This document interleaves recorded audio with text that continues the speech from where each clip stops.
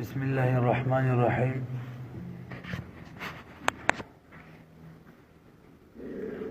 وهذا بخلاف خيار الشرط في البيان، لأن الخيار داخل على الحكم دون السبب، ولهذا لو حلف لا يبيع فباع بشرط الخيار يحنس. وإذا ثبت أن التعليق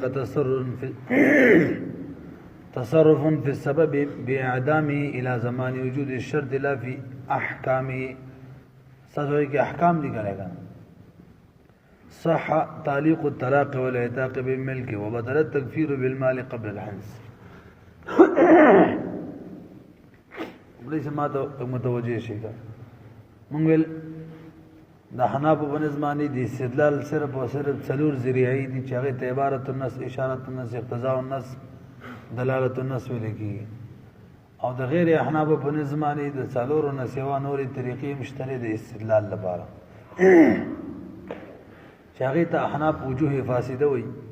زمونږ مصنف پنځه ذکر کړي او موږ د شپږ جوړې کړي دي.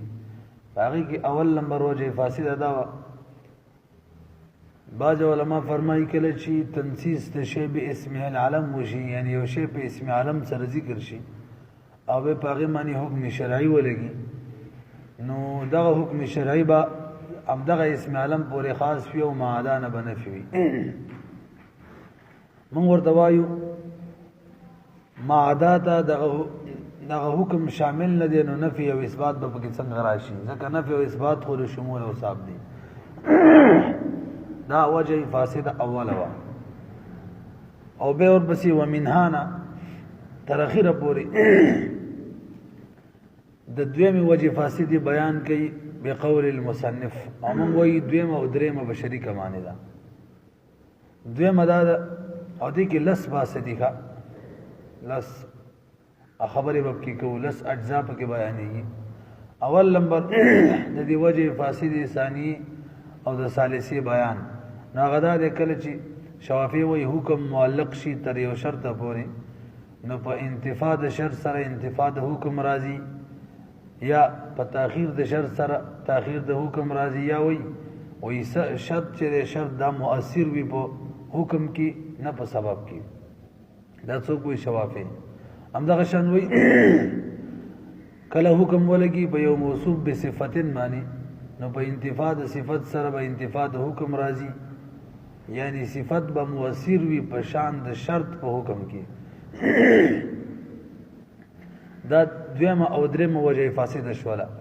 او د مصنف د طرز نه معلومیږي چې دا دواړه یو حساب کړي. هر حال یو بیان وشو او د دې سره مثال هم دی، مثال وسوي او بیان به وشي. ومن لم يستطع منكم طولا ان ينكح المحصنات مثال ذکر کړي. امام شافعي سی وایي آیات نه معلومیږي چې د وینځ سره نکاح به اله کې چې شرط موجود وي. شرط دی چې طول د حرې نه طاقت دی په حرې باندې د نکاح نه وي. همدغه شان قید لګولې هغه وینځ چې مؤمن وي. لہذا کچري طاقت په حرې باندې وي، یعنی شرط موجود نشي، نه به د وینځ سره نکاح نشي کولای. او که وینځ کافر ای مؤمن نه وي، به مر سره نشي کولای. یو جز. دویم جز دا ویلو هم خلاصه د امام شافعي سے بیان کړي وا. خلاصه دا و امام شافعي سے وصف ملحق کړي د شرط سره. یو دویم شرط مؤثر په حکم کې غني نه په سبب کې. دو بیان. دریم نمبر بیان چې وغه د تفریعات. امام شافعي سے وایي تعلیق د طلاق او تعلیق د اعتاق ملک پورې باطل لې. نور تاسو پیږئ ګر. څلورم نمبر هغه وایي کفاره قبل الحنس ورکول، کفاره مالیه قبل الحنس ورکول دا جایز دي. اگر کفاره بدنیه قبل الحنس ورکول جایز نه دي، په بیان ورون شوی وکنه. پنځم نمبر امام شافعي سے فرق کړی دی. دا می دوه بیل بیل حساب ورکړه څنګه. دا دویم دا دریم تعلیق د طلاق او د اعتاق ملک پوری دا یو تفریوا، او کفاره مالیه ادا کول قبل الحنس دا بل تفریوا. دا دواړه په شریک دریم نمبر کا. والفرق بین المالی والبدنی، مالی او بدنی کې امام شافعي سے فرق کړي. واجب مالی او واجب بدنی کې چې واجب مالی کی نفسي وجوب او وجوب ادا بمنس کې فرق راتلی شي فاصله راتلی شي پاتې شو واجب بدني کې هلته نفسي وجوب د وجوب ادا نه جدا کیږي چې کم کلم وجوب ادا مؤخر کېدله ورسره نفسي وجوب به هم مؤخر کیږي یعنی فاصله په دوړو کې نه وي او په واجب مالی کې کله فاصله وي دا نه چار وخت کې وي تو بیان وشي څلور پنځم بیان و اننا نقولنا دا حنا په بیان شروع شوی په دې کې اول موږ دا ویلو چې امام شافعي صاحب ستا د کلام دوه خلاصي وي یو دا و چې وصف ملحق د شرط پورې موږ دا علی الاطلاق نه د ټیک د وصف درې درجې دي پاغي کې ادنا درجه وصف اتفاقی را هغه تم مني چې دا مؤثر په حکم کې نه وي او درېم نمبر اعلی درجه د چې هغه علت وي وصف خو علت خاصه نه وي دغه حکم لپاره نو د داغي په انتفاع سره هم انتفاع د حکم ناراضي یعنی مؤثر په حکم کې داسې نه چې منتفي شي حکم دې مرسره منتفي شي د وصف دوه درجې چې دي تم مني چې هغه د شرط سره ملحق نه دي مؤثر په حکم کې نه دي به ته څنګه دا خبره کړه الاطلاق چې وصف دا ملحق دی د شرط سره ملحق خو د شرط سره صرف متوسطه درجه ده یو چې کله وصف د شرط په معنا معنی وي نو په دغه کې موږ خپل بیان کوو موږ دا وایو چې شرط چې شرط دا مؤثر په سبب کې دی د شرط د تاخير د وجنه تاخير په سبب کې راځي د شرط د انتفاع د وجنه تاخير انتفاع په سبب کې راځي نه په حکم کې ولی سبب موجود وي او د شرط تعلق د چا سره موجود سره دا قسم کله وکړه هجی نو به شرط دا سبب د محل سره دی یو ځای کېدونه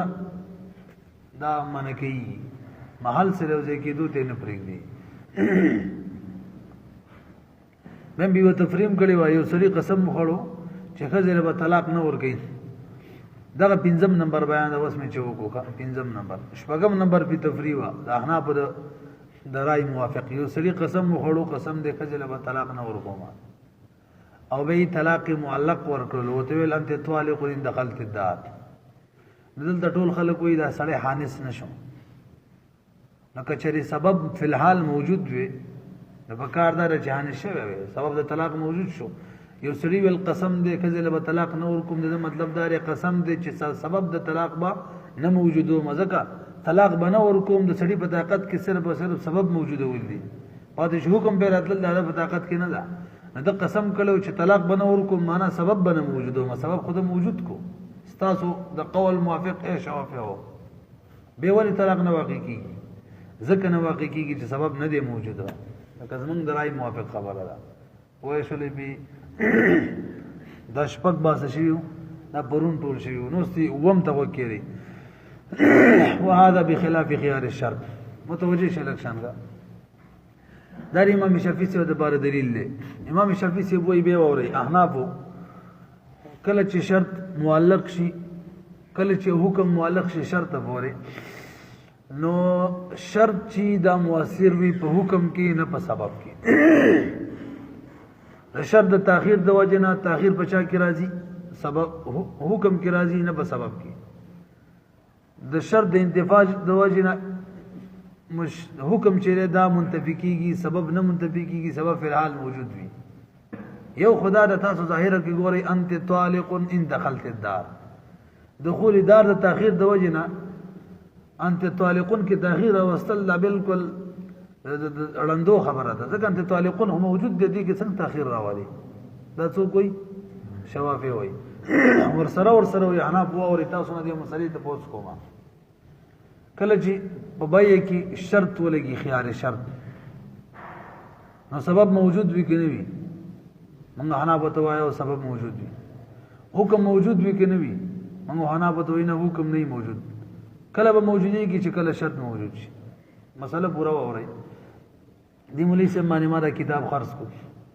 درته ویل کتاب درنه ب 0 روپیا خلم خمال خيار شرط دې درې ورځې پورې ما ته اختیار ویږي ګورم خوخ مې شو اخلم کني واپس در کومه یا ما او ته وی چې درې ورځې پورې ما ته اختیار دی برحال دا بیا وشوله او باغی کې خيار شرط ولګېدل نو موږ احناف وایو شوافی وایي درې ورځې پورې اختیار دی خدای ورځې پورې شرط بکله موجودي کې چې کله درې ورځې تیر شي د درې ورځو نه مخکې یعنی د شرط د وجود نه مخکې بیع موجوده ده عقد وشو سبب موجود دی په بیع کې سبب بیع ده حکم یې سره ملک راتلل دي د بایع په سمانو باندې د مشتری په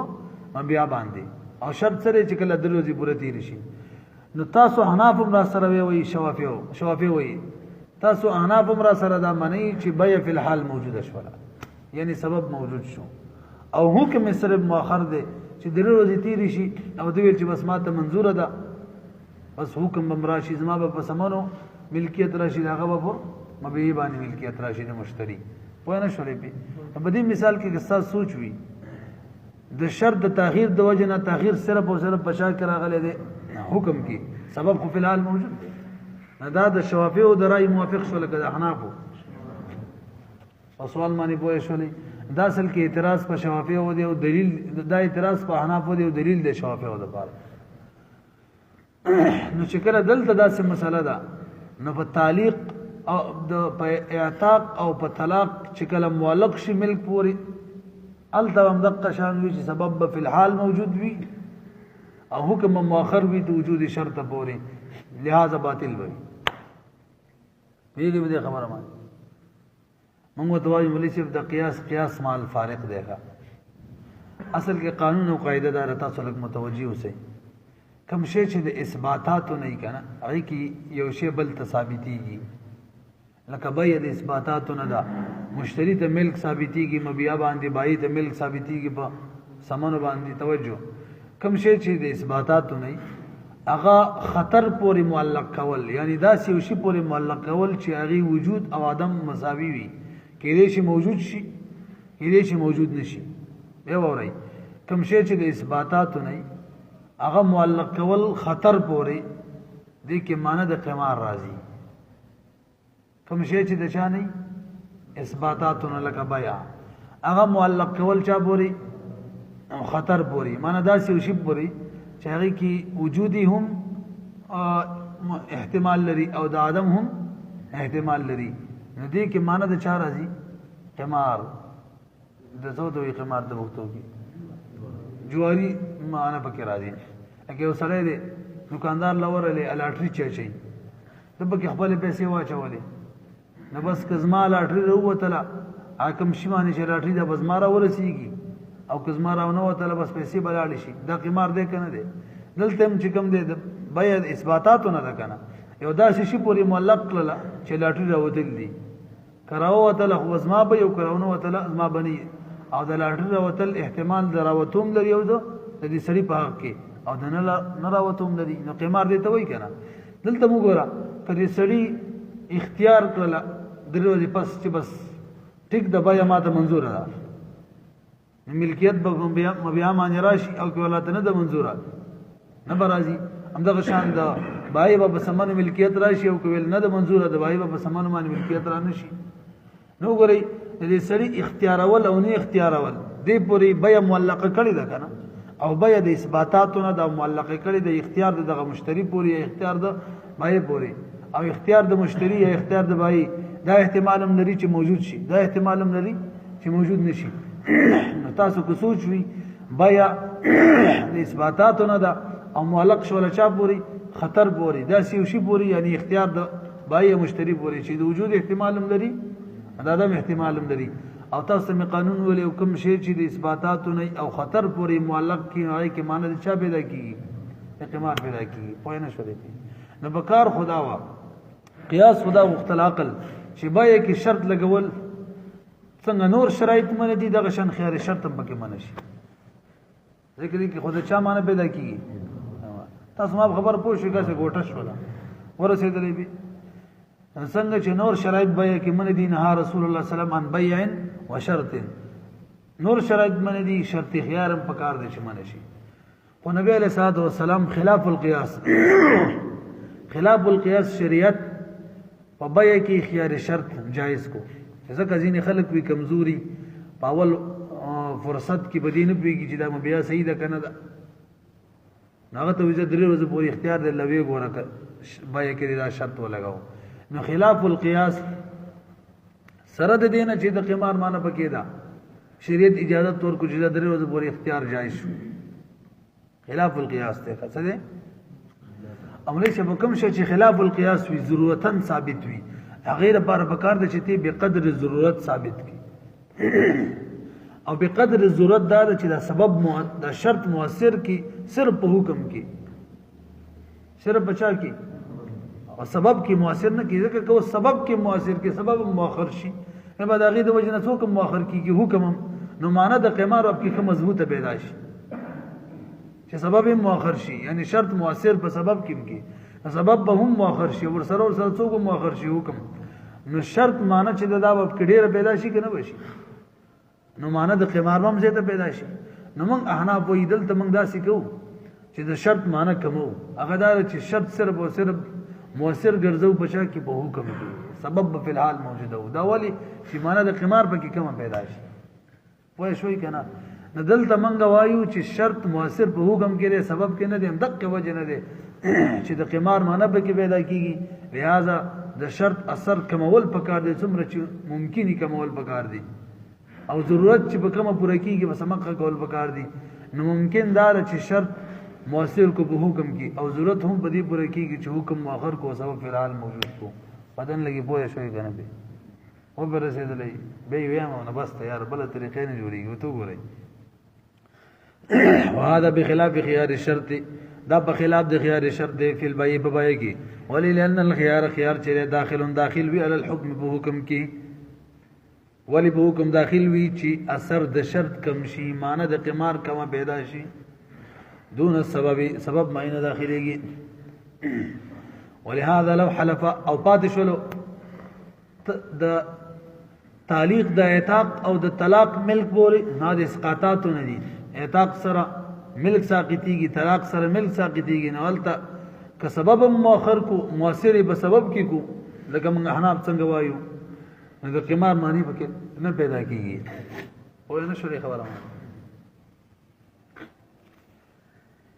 ولهذا لو حلف لا يبيع فباع بشرط الخيار يحنسه دا هغه سره تړلې خبره ده یو سړی قسم وغړو توجه قسم دی به باندې کومه او به بیا وکړه بشرط الخيار څنګه چې بیا وکړه درې ورځې دي دیر شوی سره به هم حانش شو ولې د چې القسم دی بیا باندې کوم معنا دا و چې قسم دی سبب د بیا باندې موجود او سبب خو موجود شو کنه او وخت کې مسله کې چې طلاق ورکړل د سبب نو موجود شوی ځکه نه انس کېدلو لو حلفا قسم وکړو لا يبيع بیا باندې کوم فباع بیا وکړه بشرط الخيار بيع وكلا يحنسوان اسكيبا واذا ثبت ان التعليق تصرف في السبب باعدام الى زمان وجود الشرط لا في احكامه صح تعليق الطلاق والعتاق بلغ برغوري منيسم وسوي ان التعليق تصرف في السبب باعدامه الى زمان وجود الشرط زمنګ د حنا بخپل خبره کوي تعليق چې کوم دی تعليق یعنی شرط دا مؤثر په سبب کې نه دی په مؤثر په حکم کې ولی خبر هم لکړی و سبب فی الحال موجود وي د شرط تعلق چا سره سبب سره تاسو شو کنه دا وس تقریبا اتم باسته حزمم د دې و منهار اتم باسته فجی نه هم باس پس به تفریات کی امام شافعی سے خلاف تفریات نه اتم باس میں څنګه کو زمنګ د حنا په بنظمانی شرط مؤثر بچا کړي سبب کې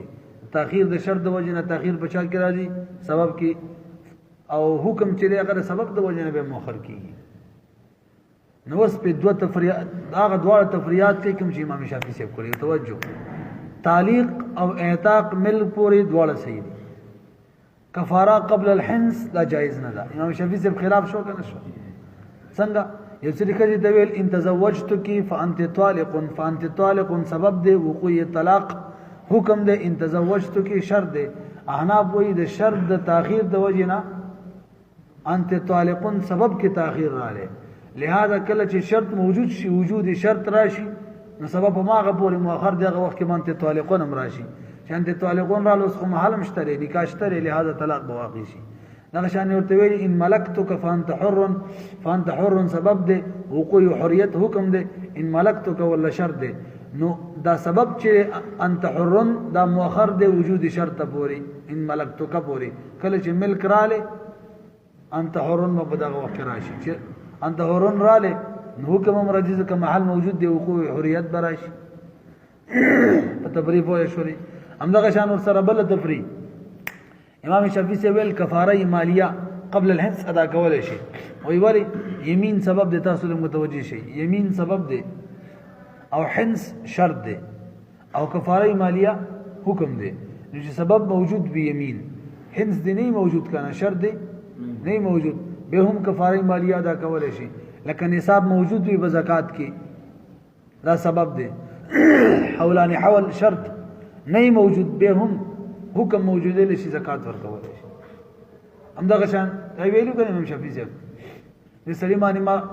دا موبایل خرڅ کړی دی نن او ته ویلې می چې روپۍ براله په 30 تاریخ راکې نو ملک نفس وجوب د پیسو دا فی الحال را لید عقد د وجنه د بای د وجنه او شرط 30 تاریخ دی نو که چېرې دا د روپۍ مال فی الحال راکې راکول شي کنه شي شرط د 30 تاریخ نه مخکې راکې راکول شي کنه دوباره په 30 تاریخ باندې پیسې راکول د باندې واجب وي نه وي دغه شان کفاره کې دا مسله ده دا چا ویلو من امام شافعی صاحب توایو امام شافعی صاحب اول دا نه منو چې یمین سبب دی او حنس توجه کا دا شرط دا نه منو بلکې من وایو حنس چې دی حنس همدغه سبب دی د کفاره لپاره نو چې کله حنس نه موجود او ته کفاره ورکې نو دا خو قبل السبب حکم موجود دی او قبل السبب حکم موجودیږي لکه وخت نه راغلی یو سړی مونږ کوي سبب نه دی موجود او ته فعل کې مامور به کې نه کیږي ولی یمین سبب نه دی توجه یو تاسو د قانون واوري یو شی د خپل ضد لپاره سبب نشي کېدلی یمین چې دی یمین دا ضد د حنس دی ولی یمین خود دې د باري چې زبدا کار کومه دا مقصد نه چې زبا حانس کیږم لکه دا مولوی سوي قسم دې زبا سبا د وسامي سبق لرازمه او کراله مزما باندې به کفاره وي نو دا مقصد بری کلام کې سره چې رازم وکنه دا مقصد خو نه دی دا قسم دې لپاره وغړو چې سبق کې به حاضری کوم دا مقصد دې چې ما دي کفاره راشي دا سی کني د یمین اصل کې د پورا کولو د پاره او پورا کول ضد چا دی حنس دی حنس خو نه پورا کولو ته ویل او به مولوی صاحب حنس لازم د کفاره دی توجه ما دا سی ویل یمین ضد د چا د پاره حنس د پاره ولی یمین نوم د پورا کولو دی او پورا کول ضد چا دی د حنس دی ځکه حنس نه پورا کول ته ویل کیږي لنډه دا د یمین ضد حنس شو او حنس لازم دی د کفاره سره کفاره ملزومه ده حنس سره کفاره به علی لازم ور سره دا چې حنس شوی حنس لازم دی او کفاره ملزومه ده شکل لیکلی دي او څوک چې ضد لازم وي هغه ضد چام وي ملزوم وي یمین چې کله ضد حنسو چې لازم دی نو ضد به ملزوم هم وي چې کفاره ده نو یمین د کفاره څه شو ضد شو او ما تاسو اوله کې مقدمه ویلی و یو شی د خپل ضد لپاره سبب نشي جوړېدلی لہذا یمین سبب د کفاره نشي جوړېدلی به یم د بویا شو دا خبره ختمه شو به وته وایو سیدا نه چې دا ثابت شولا چې یمین ضد د کفاره نو چې یمین ضد د کفاره دی نو سبب څوک شو د کفاره د فرع حنس شو نو چې حنس نه موجود نه کفاره مالیه ادا کولای شي ځکه سبب نه دی موجود او نه کفاره بدنی ادا کولای شي به وته وایو دویمه نمبر کې امام شافعی صاحب ته چې صحیح دستا مونږ مونږ ټیک ده چې یمین چې دا سبب دی دستا مونږ او پات شل حنس دا شرط دی مونږ ته به وایو مولوی صاحب یمین سبب دی په شرط د حنس سره یمین سبب دی په شرط چا سره حنس سره ترڅو چې حنس نه موجود یمین سبب هم نه جوړیږي یمین سبب نه جوړیږي بغیر د حنس نه نو چې حنس نه راغلی ته کفاره څنګه ورکې ځکه خو یمین سبب هم لا نه دی جوړ شوی ځکه حنس نه دی موجود پوه نه شولې او به الفاظ دیگر د خپل قواعد ته جوړ کو امام شافعی صاحب توایو یمین سبب دی او حنس سره شرط دی او کفاره حکم دی او موږ حناب بنظمانی شرط چی دا مؤثر بچا کی سبب کی ترڅو وجود شرط ته پورې یعنی وجود حنس پورې یمین مؤخر دی یمین نه دی موجود سبب مؤخر دی نو حکم هم سره څه وي مؤخر وي نو کفاره به هم وجود هند څخه پورې مؤخر وي پوه نه شولې به او صحیح ولګي د خبره کړه یمین سره سبب هنس شرط او کفاره حکم نو موږ حناف وي شرط مؤثر بچا کی سبب کی د شرط د تاخير د وجه نه تاخير بچا کی راځي سبب کی لہذا وجود هنس پوری یمین هم مؤخر دی تر څو چې هنس نه راغلی یمین بم نوي چې یمین نوي کفاره سم ورکي او جوړه شو خبره ده دا دوه تفریعات دا نه هم باسوغه نو اوري دی عبارت منځان پوهه کېلې و اذا ثبت وم باس بیان دی کله چې ثابت شولا چن تعلیق چره تصرف دا تصرف دی په سبب په سبب کې څنګه په سبب کې تصرف دی باعدامه تصرف په سبب کې دا سي دی چې په اعدام د سبب اعدام برازي په سبب کې تصرف فی السبب تصرف د په سبب کې باعدامه چې سبب به معدومیږي الى زمان وجود شرطي سبب به کوم وخت پورې معدومیږي تاسو ما دې ترس ته سوچو کنه بوختو کې برابر وکړه تصرف په سبب کې دی باعدامه تصرف په سبب کې دا شته چې سبب معدومي الى زمان وجود شرط کوم وخت پورې معدومي زمانی د وجود شرط پورې وس په عبارت پوهه شولې لا فی احکامه دا تصرف په احکامو کې نه دی چې احکام معدومي تر وجود شرط پورې حکم کې نه دی لکه امام شافعی سے بھی چوي او چا دا سي معنی کړی دا لا فی احکامه نه په مضبوط والی د سبب کې چې سبب فی الحال موجود شو له حکم مؤخر یو ولا ټیک ده احکام ولا ټیک ده تصرف نه دی په احکامو د مؤخر کولو کې وجود شرط پورې چې دا څه شولا اتم بس ور شو نه هم بس صح تعلیق الطلاق صحیح دی تعلیق د طلاق صحیح دی ولاتاق یو صحیح دی تعلیق د اتاق بالملک ملک فوري وبطل او باطل له التکفیر بالمال کفاره ورکول مال پوري قبل الحنس کفاره ورکول په مال باندې قبل الحنس دام باطل شولا خبر خو منور کړي وکړه وفرق بین المالي والبدني ساقط لسم باس هغه دوا کې ربا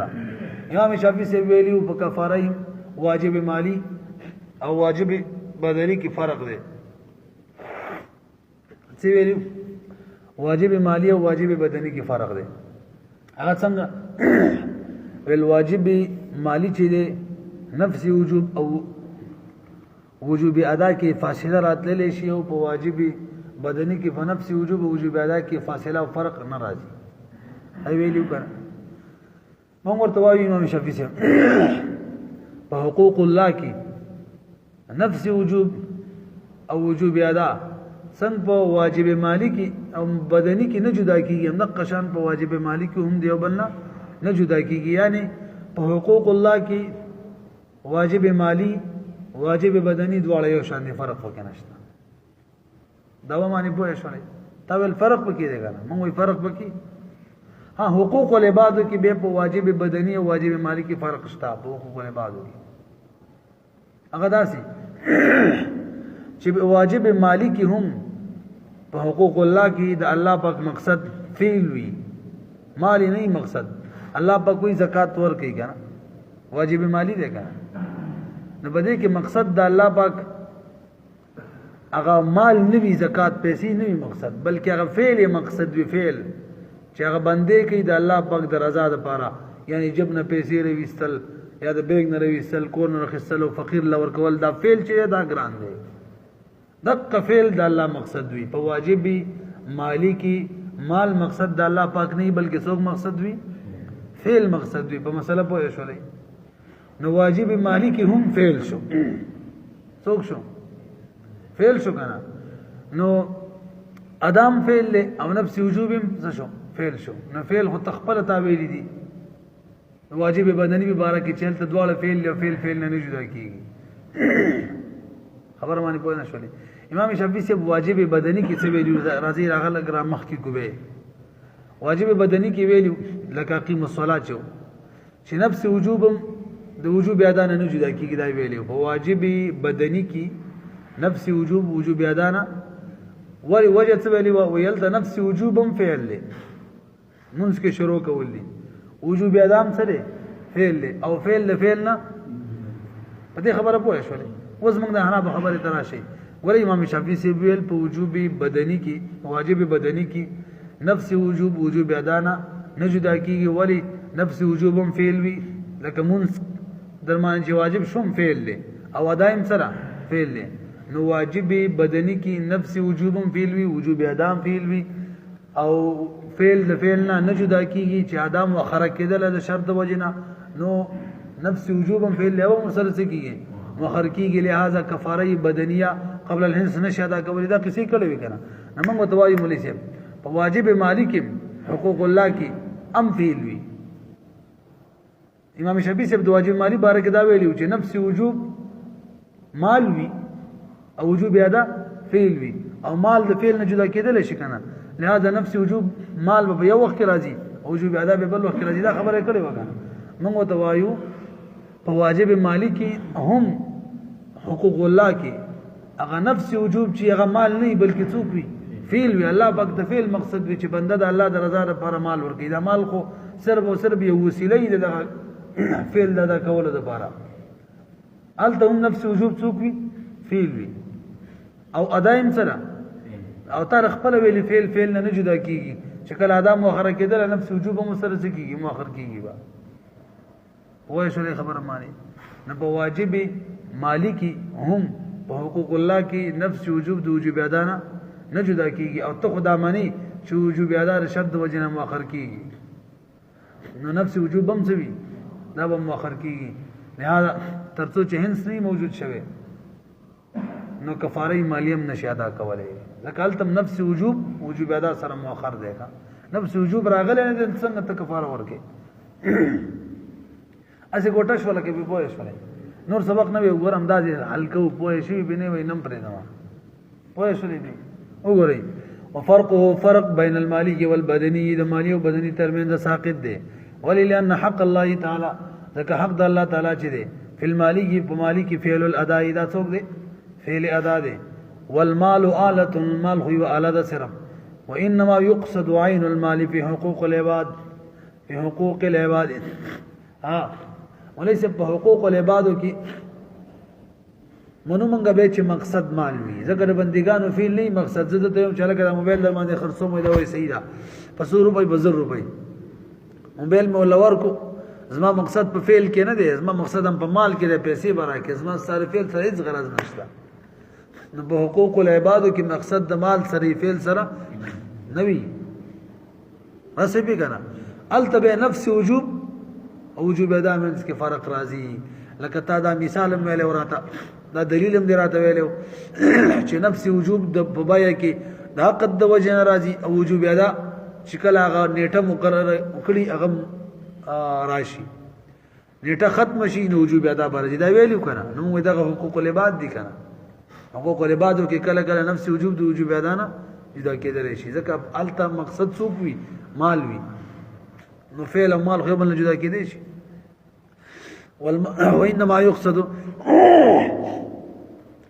وانما يقصد قرن قص کیږي د عین مال په حقوق العباد په حقوق العباد کې او شولې بي دا ټول څو با سم وکړه لس یو با سم ابتدا کړو اول نمبر ټیم شته چلکه وجه فاسده او ثانیه او ثالثه څوک دا او مثال امر لویل او دویم نمبر خلاصه د امام شافعي صاحب د قول استریوا دریم نمبر په تفریعات کړي دوا دا څه وکنه څلورم نمبر فرق بیان کړي د امام شافعي صاحب د طرف په مالی او بدني کې پنځم نمبر وإنا نقول سرتي د خلاصي د امام شافعي صاحب جواب مو کړلو او به شپږم نمبر تفریع په مو کړل زموږ د رائے موافق قسم یو کړلو قسم د خزل و طلاق نور کوم طلاق معلق او تور کو نه انس کیږي اوم نمبر به د انن سبق او اعتراض او جواب بخلاف خيار الشرط کی اتم نمبر د حناف خپل خبره وا و اذا ثبت ان التعليق تصرف في السبب